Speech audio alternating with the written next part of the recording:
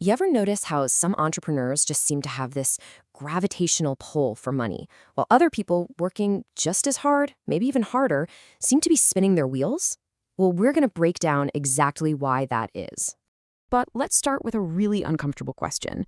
What if the biggest thing holding you back isn't the market, or your competition, or your strategy? What if it's actually you? What if you are, on some level, pushing away the very success you say you're chasing? So today, we are diving into a totally no BS framework for building real wealth, and it's inspired by the absolute legend of straight talk, Dan Kennedy. This is all about getting brutally honest so we can build a real wealth engine, not just, chase a slightly bigger paycheck. Okay, first things first, the whole journey to wealth, it actually starts inside your own head. We've got to take a hard look at these invisible walls we build that actually keep success from getting in, and most of the time, we don't even know we're doing it. And this quote from Kennedy, man, it just nails it. Our brains hate conflict. So when you've got this brilliant business plan intellectually, but deep down your emotions are screaming, this isn't safe, or this isn't for us, you're basically driving with one foot on the gas and the other slammed on the brake. And that internal war, it just wrecks everything. And this is exactly what that war looks like, right?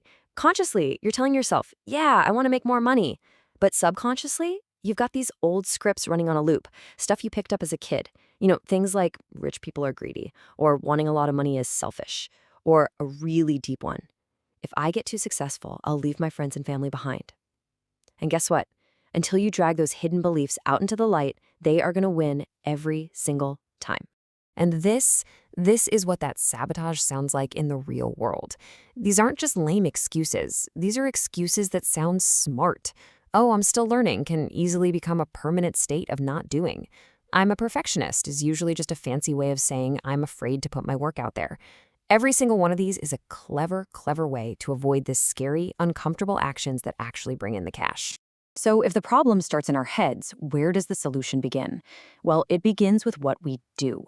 We have to completely reframe this idea of attraction. It's not magic, it's not wishful thinking, it's the direct result of daily, disciplined, concrete actions. And here's the no BS definition we need to operate from. Wealth attraction is practical. It's a process. The market, real customers with real money, is attracted to very specific signals. A super clear offer, confidence, and discipline. You're not wishing for wealth, you're behaving in a way that literally commands it. So how do you send those signals? Simple. You cast these 4 votes every single day. Every single day, you make a real offer to someone, you are casting a vote for a profitable identity. Every time you shut down your notifications and protect your focus, you're casting a vote for a professional identity.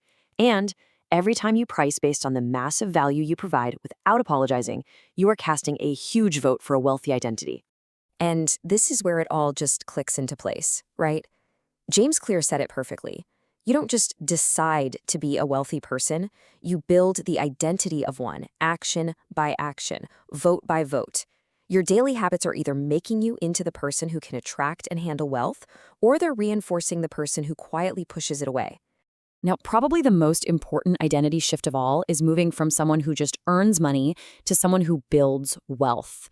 And that means you have to understand the massive difference between income and equity. Equity is just ownership. It's owning an asset that can grow and make money without you. And honestly, that difference is the entire key to freedom.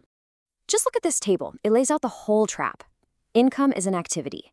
You're trading your time for dollars. If you stop working, the money stops. It's a trap.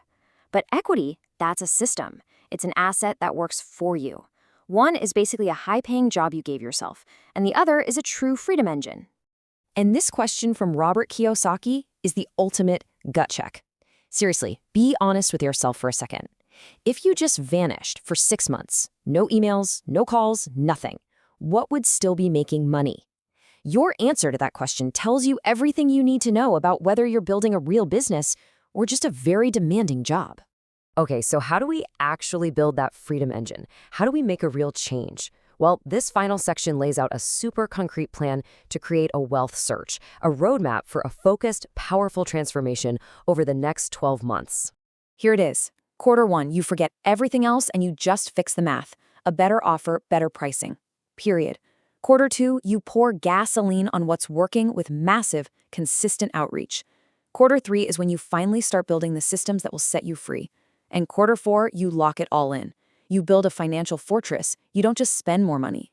Look, creating a real surge is just as much about what you stop doing as what you start. So this is your official stop doing list. Stop the busy work. Stop wasting time on bad clients. Stop hiding and waiting for the perfect moment because it's never going to come. And for the love of all that is holy, stop letting your mood for the day decide whether or not you execute.